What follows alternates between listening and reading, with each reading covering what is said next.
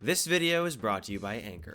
New iPads are coming, not this month, not next month, but in May apparently. So nonetheless, even though we gotta wait a little longer, the iPad Pro and the iPad Air are due for some updates, specifically the Pro, and I'm super excited to see what they are, because the iPad Pro hasn't been updated majorly since its inception in 2018. I mean, granted, the M1 chip was a pretty big addition with the mini LED display, but I digress. The iPads are going to get better, which is super exciting. However, though, Vision Pro is now out. It's not just a concept, it's an actual thing. I have a hard time believing that all the time since it's super cool. And using it over the past 2 months has really got me asking this question.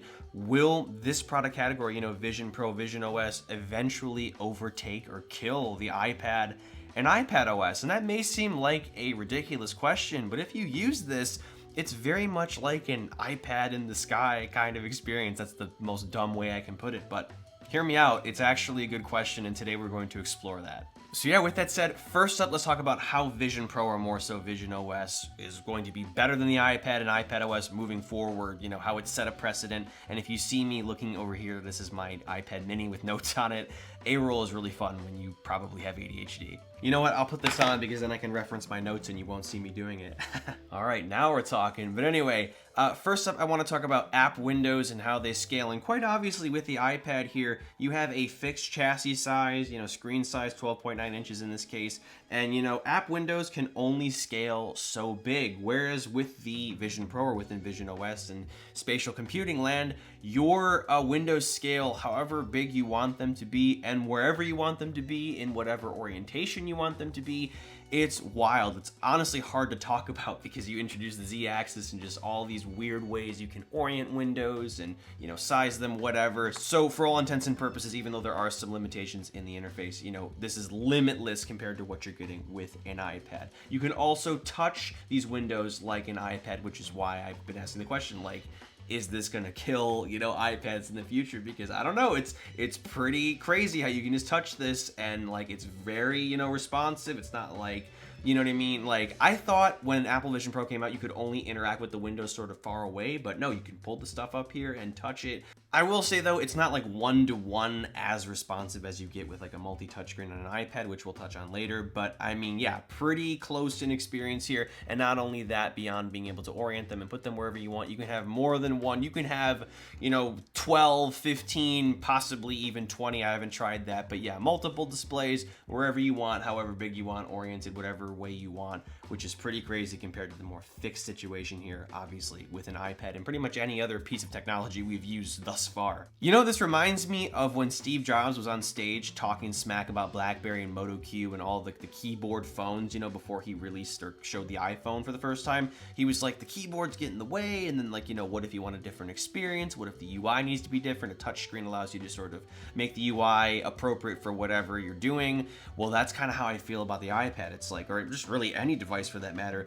A fixed display is only so useful for most cases, maybe too big, maybe too small, but with, visionOS or Vision Pro or augmented reality, spatial computing, your display is exactly as big as you want it to be, either the size of a small computer or a 55-inch TV or bigger, whatever you want, however you want. It's pretty great. And again, too, just to reiterate here, with a fixed display, you only have so much room to multitask and have several windows open. And don't get me wrong, Stage Manager is pretty nice, but within visionOS, you can have your windows multiple monitors wherever you want, however you want, which I really enjoy here. It does take a little more work to move your head around, but I don't know, I really enjoy that, and that is absolutely not something you can do with an iPad. Next up, though, to state the obvious, but this is important to note, you get the Z-axis with the Vision Pro, and not just in terms of how you can sort of pull your windows to and from you. The UI is 3D, especially with games and stuff like that, but even the apps that Apple has made have depth, and it's just wonderful. It's such a different experience compared to the 2D interfaces we've been used to with iPadOS and iOS and just macOS and every operating system since then.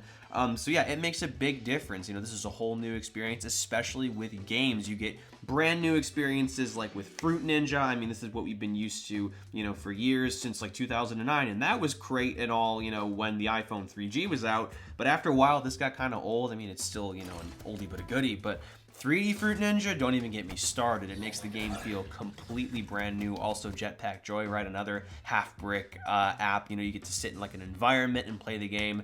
It's wonderful. And again, this is only possible if you have 2 displays beaming high-res, you know, images into your head with parallax and all this stuff, you know, the R1 chips. So it's a completely brand new way to use your apps and games and whatever, just to experience, you know, Apple's ecosystem and apps compared to the typical 2D experience you are accustomed to with an iPad. And sort of on the same topic, next up, let's talk about immersion. With the iPad, of course, you are fixed in reality. You know, you can focus on this display all you want, but you got to deal with what's happening around you. Active noise cancellation helps with AirPods or other headphones, but with Vision Pro, on the other hand, in this 3D spatial environment, you can just choose to not see what's going on at all, because keep in mind, you are seeing video pass through, which you can then turn off by entering an environment like Mount Hood right here. And you know, it isn't like exactly one-to-one to reality, but it looks pretty great, and it definitely helps for the screen recording here in my very messy production-y office, you know, so this is not really the best environment to work in, even though it's nice to have these, you know, apps open. But yeah, I can just turn on Mount Hood once again, or any other environment, and boom, I can just get lost in the sauce. And of course, there's other immersive environments, like I said, in games and other apps. So it isn't just the, you know, sort of natural park-esque, you know, environments you can enter. Other apps, I'm sure in the future, will have, you know, environments too, to just isolate you and just help you sort of focus on what you're doing. It's also really great for media consumption too, especially in the sort of dark or night modes in Mount Hood specifically. And also Apple TV has like this movie screen you can toggle. I can't show that because of copyrighted content, but yeah, immersion is next level with this thing. And yeah, it's completely incomparable to the iPad, which again is fixed in reality. And again, you got to just deal with what's happening around you, which is especially fun if you have ADHD like me. Another way Vision Pro is better is with regard to speaker quality. And it's not like it's way better. I mean, the spatial pods aren't like next level, like earth-shatteringly amazing, but they're definitely better simply because they sit right next to your ears. And don't get me wrong, they are really good. They are better than what you're getting with the iPad Pro. And you know, the iPad Pro has been known for good audio quality, but keep in mind, it's in the iPad, and if you get up and walk around or position yourself or whatever, you know, you can get further away from that stream. But with it on your head, it's always beaming, you know, the waves are going directly into your ear. So yeah, maybe the driver, you know, technology is similar, but because of where they're positioned, it sounds really good. And I'm sure it's a little more advanced as well. So, you know, just the nature of the way the audio is set up on your face, you know, with regard to where your ears are, the Vision Pro definitely wins. So, you know, like listening to music, watching movies is still a great experience without AirPods, whereas with an iPad, you know, sometimes it works and sometimes you got to pop AirPods in because the experience just doesn't compare. But with the spatial pods, you can use them just fine, and I often do. They're very enjoyable, and they help you kind of like stay in your environment as well, because, you know, when you use AirPods 2 with active noise cancellation, you're really kind of like locked in there. So if you want to kind of stay anchored in your space, the spatial pods are a much better alternative to using, you know, the built-in speakers on your iPad. But anyway, the final way, though, that I know Apple Vision Pro is better than any iPad you can buy right now is with regard to using it as an external display for your Mac, MacBook, whatever. You've been able to do that with your iPad for a minute, and it's been responsive and great, and it's super convenient, you know, no cables, nothing. But with the Vision Pro, it brings that to the next level because, again, you have no display size limitations here. So you can scale your Mac's display as small or as big and wherever you want. I was using it on the couch recently, and I also love using it giant in my living room, you know, scaled like 100 inches or whatever. It's super high res. I wouldn't say, you know, as high res as a regular display, which we'll touch on, you know, there's some limitations there, but it is an experience like none other, and it's super magical. So yeah, that's a feature that I think makes the Vision Pro worth buying by itself if you know, use your MacBook, you know, for creative purposes, or you want to mix up your workflow, or you want to have, you know, the ability to use a bigger display where there's literally not enough space, because of course this is all augmented in your headset, and you can of course turn on your, you know, environment to make the experience even better and more focused. But yeah, the experience is not even comparable. It's useful on here to mirror your display, but it's absolutely astounding to do it on the Vision Pro. But anyway, now I gotta go back to cheating on my iPad with my notes here. Now let's talk about ways the iPad is just better in general, you know, for now and probably into the near and far future as well. First up here, it's just going to be smoother. I've noticed that, you know, the Apple Vision Pro has a lot going on. It has to calculate your environment and stuff, and it stutters a little bit, which is forgivable. But with this, I mean, it's absolutely buttery smooth. You know, this is on version 17.4, you know, iOS to iPadOS. You know, iPadOS has been around since 2019. So yeah, I mean, it's buttery smooth, super reliable, and yeah, a lot less experimental compared to the Vision Pro and visionOS in general. And to expand off of what I said about refinement here, even though Stage Manager on the iPad is very limited compared to the spatial experience where you can have multiple windows open and all that, that experience is sort of the Wild West right now in visionOS 1.0 and 1.1 and 1.2. You just throw apps wherever, open however you want. There's no like organization that you have here. And even though, again, this is more limited and whatever, you know, less exciting, I digress, at least you can kind of snap back in between, you know, apps and workflows and whatever you're doing more easily than just sort of having to look around and, you know, sort of just get lost in the sauce with visionOS. So even though this is more boring and limited and a little more clunky in ways, again, if you use it right, it's a lot more focused as of right now.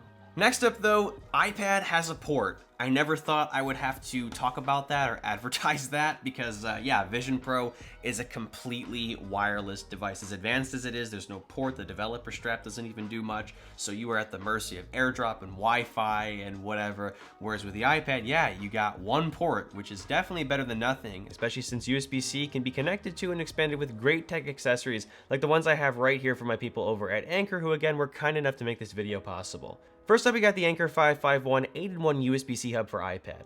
With just one cable, you can turn your single-ported iPad into a desktop-level hub of connectivity and function. You get dual 5GB USB-A ports, a headphone jack, full-size SD and microSD card readers, USB-C PD charging pass-through, and a 4K 60Hz capable HDMI port, which is Stage Manager compatible as well. And best of all, it is quite obviously built into this fabulously crafted, nearly all-metal iMac-esque pedestal stand that offers so many viewing angles with a very solid rigid hinge. The stand hub also acts as a place to dock your iPad when using an external display, and thankfully, it'll be compatible with the next-gen iPads that come out as well, thanks to its open-ended, easel-like ledge you place your iPad on when docked or in use. We also have the more conventional Anker 541 6-in-1 USB-C hub for iPad Pro, Air 5th generation, along with iPad Mini 6th generation and later. This thing packs almost as much connectivity punch as the stand hub we just discussed, but with this lovely, far more portable and compact form factor. You get the same PD charging pass-through, SD card readers, headphone jack, and 4K 60 capable HDMI port, along with a single 5GB USB-A port. But again, this accessory is perfect portability-wise and made for work on the go. It also works really well with the Magic Keyboard, allowing you to close your iPad almost flush with the hub plugged in, which I think is so much better than a dangling dongle that's likely going to get ripped off your iPad in your bag or backpack. But yeah, all in all, if you're working off of a USB-C equipped iPad that's compatible, these are fantastic accessories to complement them with, since they clearly bring you so much more connectivity and functionality. I'll leave links in the video description if you're interested in checking both of these accessories out. Anyway, my next point is that iPad, or really any other conventional multi-touch device at this point, just has more precise input, and that makes sense because this technology has been around for almost 2 decades at this point here, introduced with the iPhone and other devices too. But yeah, I mean, what you're touching is what's happening, you know, you don't have to really think about, you know, what you're doing, eye tracking and, you know, the hand gesture stuff. It works really, really well on the Vision Pro, but keep in mind this is first gen and there's a lot happening and they have a whole chip processing what's happening. So, you know, it's not always going to be perfect, and I often find that with sort of fine UI elements, I kind of struggle to select stuff sometimes, not to the point where I want to throw this out the window, but it's certainly not on par with what you're getting with an iPad, you know, when you're scrolling and touching stuff, especially with the Apple Pencil, but even with the keyboard here, you know, it's much easier to type stuff out here, and also too, you can use more than just your pointer fingers. So yeah, I mean, it's easier or just more conventional at this point to use an iPad here. I mean, I would say the spatial experience does make up for that lack of precise input, but something that does not translate yet is usage with the Apple Pencil. That's my next point here. This is an iPad exclusive. Honestly, we have not seen any other device use this yet. Maybe an iPhone will one day, maybe a Mac, who knows? I doubt it, but the iPad and Apple Pencil are synonymous. All the new ones can use one, you know, depending on what model you have, you know, it'll differ, you know, USB-C first and second gen. But yeah, I mean, this is something that's incredible for handwriting, drawing, you know, it has pressure sensitivity, all of that. And you can't do that yet with the Vision Pro, although I think about it because it would only make sense, because you could, like, you know, have a window projected onto a surface in the future and then use the pencil, or just in the air draw stuff on 3D models. Who knows? I figure that's in the pipeline. But for now, in terms of precise input and drawing and sketching and note taking and whatever, the pencil is going to be an iPad exclusive, and I think it's going to take them a while to crack how to implement this into the visionOS space. But who knows, maybe that'll be something introduced in visionOS 2.0 or something. But for now, yeah, this sort of differentiates the iPad from Vision Pro and visionOS, and just any other Apple device for that matter too. It is your tablet where you can sketch, draw, write, and more with the Apple Pencil, which is a fine piece of technology from Apple, and has been for the past, like, oh my gosh, like almost 10 years, since the inception of it in 2015 with the original iPad Pro. Next up, let's talk about display quality. As much as I love the micro OLED displays in the Vision Pro, they are not as good. They're not as sharp, honestly. It's kind of hard to do to pack that many pixels into a stamp-sized display. So it already has an impressive PPI, but it's definitely going to need to improve to, you know, kind of combat or compete with actual displays, because right now they just look more, you know, sharp. And also too, there's foveated rendering, so like wherever you look, stuff renders, so you can be looking at something and not have the whole window rendered, which is a little weird. But with this, you know, it's almost like you can see more sharp. Also too, not to mention, this has a better color science, you know, DCI-P3 99% compared to 92%, and even though that doesn't sound like much of a difference, it really is. You're missing millions of colors here, and honestly, you can tell it looks a lot more basic in terms of colors. You get more rich colors here, even though you get similar contrast. I think the iPad also gets brighter, but yeah, I mean, all I'm gonna say is if you're doing art stuff, you know, drawing, whatever, working with colors, as much as it's nice to consume content with this and also do some editing and work, you're gonna want to use an iPad's display, or a Mac's display even, you know, if you don't want to use an iPad, as a reference, because yeah, just physical or tangible or 2D displays, let's call them that, are just superior as of right now. But I'm sure the tech will get better in headsets like the Vision Pro. Refresh rate's good though. It's like up to 100 hertz here and up to 120 hertz here. I would say it's smoother once again, but this is pretty smooth too when it's not jittering, which it kind of does sometimes, but when it's smooth, it's pretty smooth and sort of like true to life. So, you know, in terms of refresh rate, both are pretty much on par. I just think that the high refresh rate is just delivered more consistently.